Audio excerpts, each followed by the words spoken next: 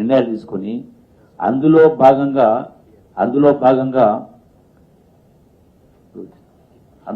ఇది కాదు. అయితే మరి కేటీఆర్ ఇండివిజువల్ గా ఒక పాలసీ ప్రకారం కాకుండా ఒక 42 ఎకరాల ల్యాండ్ను దాన్ని ఇండస్ట్రియల్ ల్యాండ్ను హైలాండ్ పెట్రో ల్యాండ్ అనే ల్యాండ్ 44 ఎకర్ గుంటాస్ను అలాగే ఇండస్ట్రియల్ నుంచి రెసిడెన్షియల్ కు కన్వర్ట్ చేయడం జరిగింది. ఇది ఒకటే కాదు, రెండవది ఈ అంశానికి సంబంధించి పొల్యూషన్ అంటే హైకోర్టులో పబ్లిక్ ఇంట్రెస్ట్ లిటిగేషన్ పడ్డాయి. ఎన్జిటి అంటే గ్రీన్ ట్రిబ్యునల్ కూడా నేషనల్ గ్రీన్ ట్రిబ్యునల్ డైరెక్టివ్స్ ఇచ్చింది. Emphasise polluter pays and relocation అనే పద్ధతిలో ఇవన్నీ కూడా రకరకాల ఆర్డర్స్ ఉన్నాయి. అంటే గత ప్రభుత్వమే ఇవన్నీ కూడా నిర్ణయాలు తీసుకుని అందులో భాగంగానే కొన్ని చేయడం జరిగింది. మరి ఈ ప్రభుత్వం అంటే కొనసాగింపుగా ప్రజల క్షేమం కోసం ఆరోగ్యం కోసం కొనసాగింపుగా వీటిని కన్వర్ట్ చేస్తా ఉంది. దీనిలో అసలు ఈ ల్యాండ్స్ ఎవరివి? ప్రభుత్వ ల్యాండ్ కాదు, గవర్నమెంట్ ల్యాండ్ కాదు. ఎప్పుడో 50-60 సంవత్సరాల క్రితం ఆ పారిశ్రామికవేత్తలు వాళ్ళ సొంత డబ్బుతోటి వాళ్ళు కొన్నటువంటి ల్యాండ్స్. ఇదేదో గవర్నమెంట్ ల్యాండ్ను దారాదత్తం చేసి ఇచ్చేస్తున్నారని, అగ్గుధరకి ఇచ్చేస్తున్నారని చెప్పినటువంటి పద్ధతిలో అంటే ప్రజల మనసుల్లో ఒక విషబీజం నాటే పద్ధతిలో ప్రముఖ పత్రికల్లో హెడ్లైన్స్ లో రాసే కార్యక్రమం చేయడం జరిగింది. యాక్చువల్ ఏంది, ల్యాండ్స్ వాళ్ళవి, గవర్నమెంట్ ఇండస్ట్రీ పర్మిషన్స్ ఇచ్చినాయి.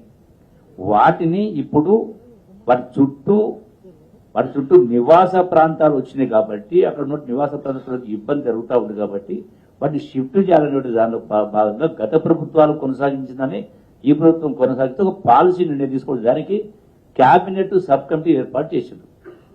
ముఖ్యమంత్రి గారు కేబినెట్ సబ్ కమిటీ ఏర్పాటు చేయలేదు. ఈ కేబినెట్ లో మేము ఇక్కడ నలుగురు ఇక్కడే ఉన్నాం. కేబినెట్ సబ్ కమిటీ వాళ్ళం. ఈ మంత్రికి ఇష్టం లేని, ఆ మంత్రికి ఇష్టం లేని, దక్షిణాది రాష్ట్రాలకు ఇష్టం లేని మేమందరూ సమిష్టిగానే ఈరోజు ప్రెస్ మీట్ కండక్ట్ చేస్తాము. అంటే ఇంత దుర్మార్గంగా ఈ రోజున మరి బట్టగాల్సి మీ దేశ కార్యక్రమం చేస్తాం.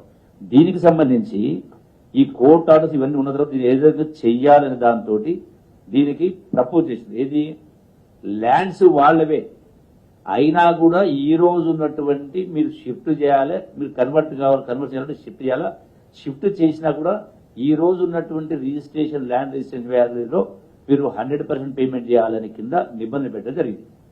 దానికి సంబంధించినటువంటి స్టేక్ హోల్డర్స్ ఎవరైతే ఉన్నారో ఐలాస్ కావచ్చు, ఫిస్టా కావచ్చు, అలీప్ అనే సంస్థ, నరెట్కో, క్రెడాయ్, ఈ సంస్థలందరినీ పిలిచి మాట్లాడి చేస్తే వాళ్ళు అవుట్ రేట్ రిజెక్ట్ చేసి ఎన్ని మాట్లాడ మాకు అనే కింద వాళ్ళు రిజెక్ట్ చేసి దాన్ని 10% పెట్టండి, 5% పెట్టండి, ఫ్రీగా ఇవ్వండి అని కింద కన్వర్ట్ చేయని అన్నారు.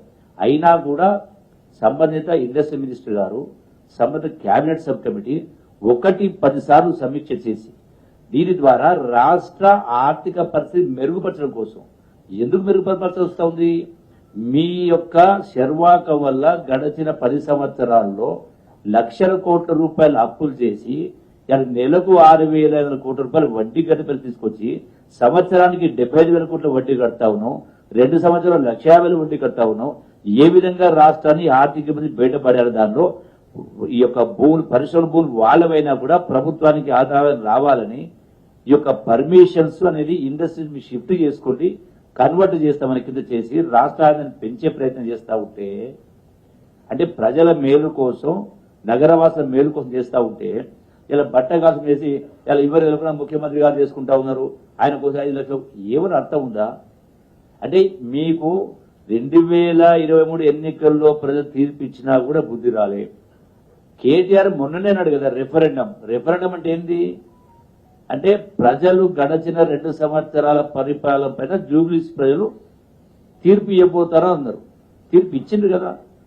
మీ ఆరోపణలు చేసిన ఆరోపణలన్నీ కూడా బట్టగాల్సి మీరేసే ఆరోపణలే కదా. ఇది కూడా అందులో భాగం. ఎందుకంటే మళ్ళీ ఇప్పుడు స్థానిక సంస్థ ఎన్నికలు వస్తూ ఉన్నాయి కాబట్టి, సర్పంచ్ ఎన్నికలు వస్తున్నాయి, ఎలక్షన్ వస్తున్నాయి, రేపు ఇంకో ఎన్నికలు వస్తున్నాయి కాబట్టి, అంటే రాజకీయ లబ్ధి కోసం ఎంత నీచానికైనా దిగజారే కార్యక్రమం చేస్తే ఎట్లా అసలు మీరు ఎట్లా పరిపాలన చేసినారు?